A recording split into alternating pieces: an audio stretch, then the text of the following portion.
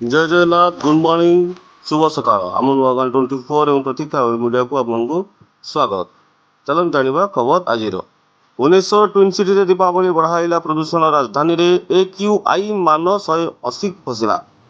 ସନ୍ଧ୍ୟା 5:30 ପରେ ଏବେ ମଧ୍ୟ ଟ୍ୱିନ୍ ସିଟିରେ ହେଉଛି ଢୋ-ଢା। କାର୍ଯ୍ୟାନୁଷ୍ଠାନ ପାଇଁ ହେଉଛି ଦାବି। ଯାଜପୁର କାଳୀପୂଜା ଡିଜେ ଏବଂ ମଦ କାରବାର ଉପରେ ସମ୍ପୂର୍ଣ୍ଣ ଲାଗିଲା ରୋକ। କେନ୍ଦ୍ର ରାଇକୋଲା ଯିବା ରାସ୍ତା ଅଟକିଛି, ଅଭିଯୋଗ ଶୁଣିଲେ ମୁଖ୍ୟମନ୍ତ୍ରୀ। ଅଦିନିଆ ରଥଯାତ୍ରା ମାନୁନି ଇସ୍କନ। ପୁନର୍ବାର ଇସ୍କନ କର୍ତ୍ତୃପକ୍ଷଙ୍କ ଚିଠି ଲେଖିଲେ ଗଜପତି ଦିବ୍ୟସିଂହ ଦେବ। ନୟାଗଡ଼ ଖାକି ଡ୍ରେସ୍ରେ ମଦ୍ୟପାନ ପଡ଼ିଲା ମହଙ୍ଗା, 2 ପୋଲିସ କର୍ମଚାରୀ ନିଲମ୍ବିତ। ଭୁବନେଶ୍ୱର ଖବର ଏୟାରପୋର୍ଟରେ ଧରା ପଡ଼ିଲେ 25 ଲକ୍ଷ ଟଙ୍କାର ବିଦେଶୀ ସିଗାରେଟ୍, 3 ଅଟକ।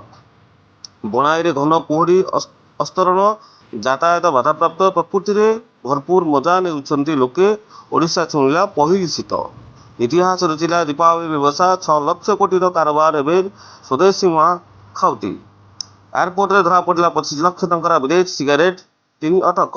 ଜମୁଛି ନୂଆପଡ଼ା ଉପନିର୍ବାଚନ ପାଇଁ ପ୍ରଚାର। ଓଡ଼ିଶା ରାଜନୀତି ଉପରେ ପଡ଼ୁଛି ଛତିଶଗଡ଼ର ପ୍ରଭାବ। ଛତିଶଗଡ଼ ନେତାଙ୍କୁ ଧରି ବୁଲିଛି ମାଳ ମାଳ ଗାଡ଼ି। ବିଗିଡ଼ି ଗଲାଣି କଟକର ବଡ଼ ମେଡିକାଲରେ ସ୍ୱାସ୍ଥ୍ୟ ବ୍ୟବସ୍ଥା। 3 ମାସ ହେଲା ଅଚଳ। ଡିଜିଟାଲ